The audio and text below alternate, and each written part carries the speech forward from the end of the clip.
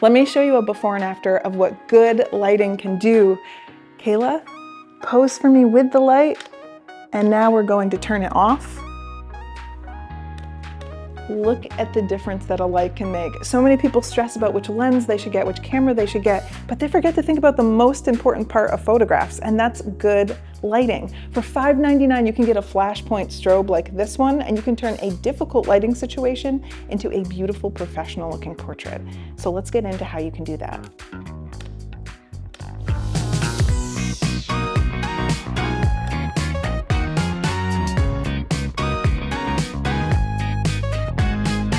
I'm gonna show you the strobe that we're using. This is a brand new Flashpoint 600 SE. It's one of a series, what they call the R2 wireless system strobe. So you can mix and match it with your current gear. You can mix and match it with the Godox gear because we have a lot of that. But this one is new and nice because first, it's got a really nice screen on it. Everything is color. It doesn't change the quality of your pictures, but I think it does make you look a little bit more professional. This is a 600 watt second strobe, which is about as powerful as they come. Like you can definitely fill up an entire room, but it's nice to have extra power because like right now we've been shooting with it at 1/256 power, which means we get really, really fast refresh times. You know, we can take pictures at an extremely quick pace.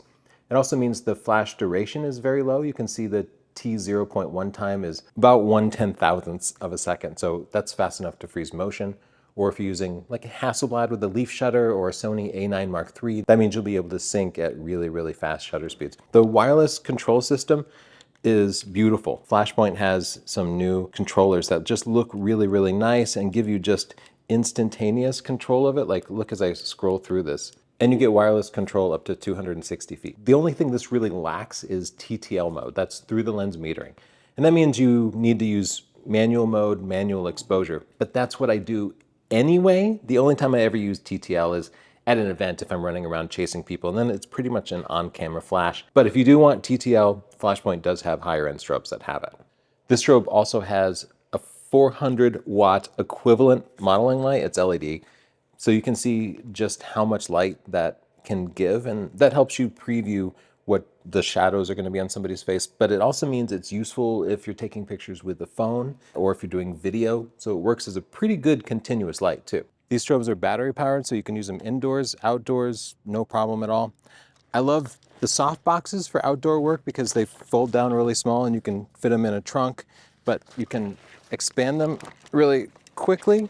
And now you just have like a big, beautiful, soft light source. The reason you might need to bring an artificial light outside, like it's not because you don't have enough light, but because you can't control the light, right? Like clients often want to shoot in the middle of the day because that's the only time they have in their schedule. But you might want a sunset look, so you can do that. You can turn an overcast day into a sunny day or vice versa. Having a strobe gives you the ability to control the light so you're not at the mercy of Mother Nature. Let's get Chelsea to take some shots.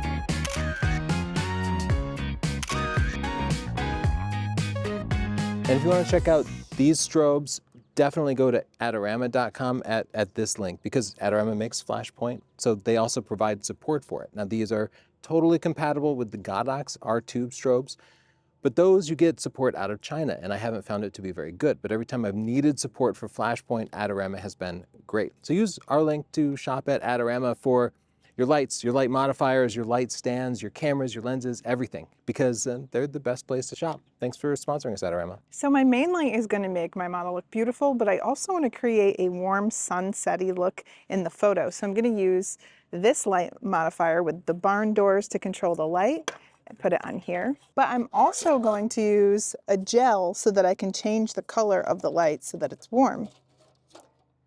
And this is a smaller light source. It's not a big beauty dish because the sun is kind of a small point in the sky, so it's going to be a little bit harder light. I'm going to put the light low so that it casts low light like a sunset and get a warmer, dreamier look to the photos.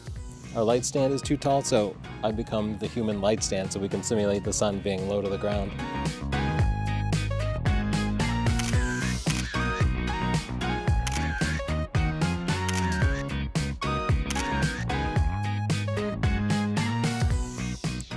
When you're taking pictures of your model, be sure to stop and zoom in and see what the quality of the light on their face looks like. If it's too hard to the side, it might be unflattering. So just zoom in on your model and have them either turn their head in the light, or you can move your lights around to get the most flattering light. I like to shoot down a little bit on my models to fill in anything under the eyes. If you're shooting up, you might get shadows here and it can look a little bit spooky. So keep in mind to check your photos and make sure that light is beautiful. Chelsea did all of her shooting shut down, so she had lots of depth of field, but I want to actually blur the background a little bit, get some subject separation. So I'll open this lens up to f1.2. The challenge there is my picture's going to be overexposed because it's outside, it's bright out here. So I need to use a fast shutter speed, like 1/800th of a second. No problem with these flashpoint lights because they support high speed sync. So I turn that on the flash, and then I can go up to 1/8000th of a second. And that means I can completely kill the ambient light so that all you see is the light from the strobe, or I can dial the shutter speed back and get a good mix of the ambient light to the strobe and create a more natural looking sunset environment. Now let's head to the portrait studio. I also want to show off these amazing Manfrotto light stands. Like any light stand will work, but these are great because they're extremely sturdy and they fold flat. And if you have multiple of them, they stack together. So this makes switching from outdoors to studio really, really easy.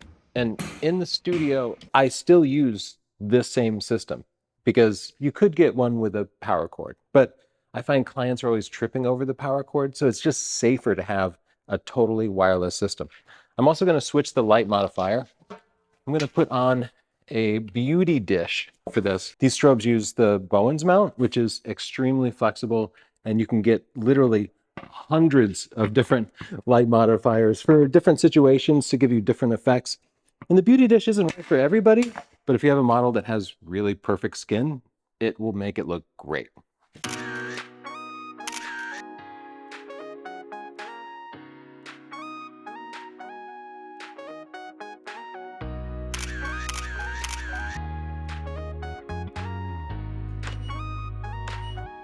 One nice thing about the flashpoint strobes is that you can combine multiple strobes, and it works with Gotic strobes as well. So if you have that, they're compatible. I'm using a second strobe here with a blue gel to change my backdrop from plain gray to blue. That might not be your style, but the point is, if you're using multiple strobes, you can use it creatively. And so it's not just about better lighting, it's about being more creative with your lighting. The main light is still A, but we're going to add this to the B channel so we can change it separately and control this light. Oh, that looks so cool. Oh yeah. Now you look like the blues singer.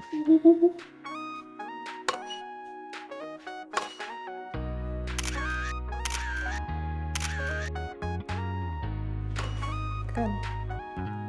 So you can not just use the gelled strobe to control the color of the background, but I'm also just pointing the light on Kayla a little bit to give her a blue cast on one side and a warm cast on the other.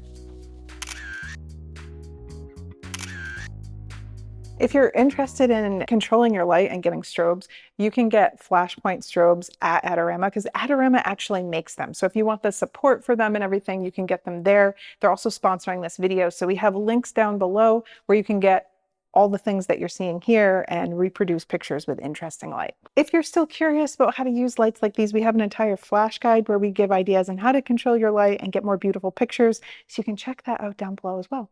Subscribe. Subscribe.